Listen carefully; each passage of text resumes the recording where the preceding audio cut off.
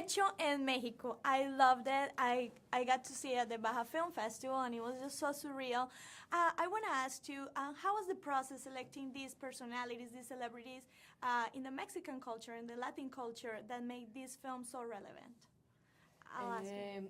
I think I always have a list of big names, interesting people, and musicians that are talented, and they are also outspoken of what they do.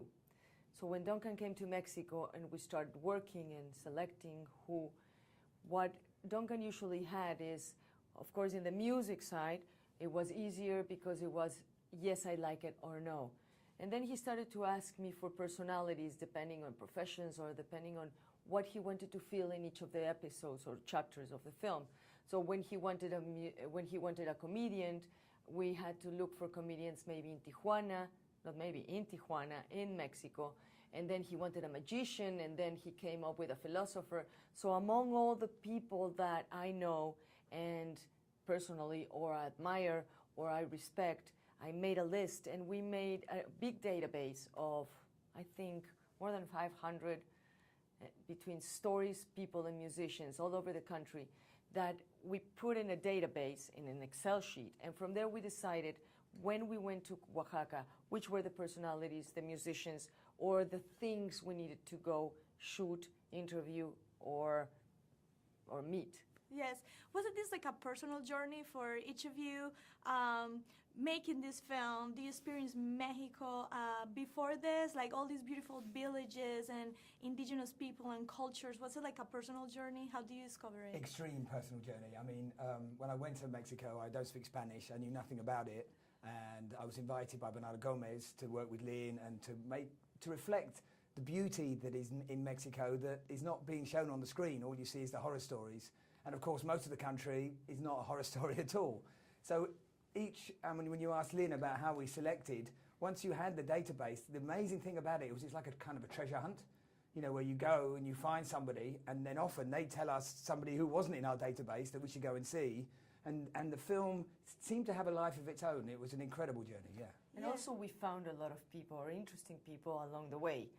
There is this guy that I think is one of the great moments in the film, which is the guy playing the drummer with a guitar and a mask. We found him in the street. We found it in Oaxaca, just there. Actually, he's an American guy. Gul, Nathaniel Rapol, that's his name. That's his name. And his nickname is Gul. So we also found people, and as Duncan says, once we arrived, because what we did is we had local fixers. So when we went to Oaxaca, we had somebody from there that knew the people. So also, most of the things that we see now in the film are recommendations from those fixers as well. So it was a blend of locals and knowledge of the country. Perfect. And you definitely see that in the film. And question, it's so philosophical, but at the same time political. How would you define it as the director and the producer? Do you really want to make that political statement, or is it more like he doesn't. No, it was really important for me not to, because as an outsider, one, I'm not qualified, and two, the whole point of the film was for me was to make a different reflection of Mexico.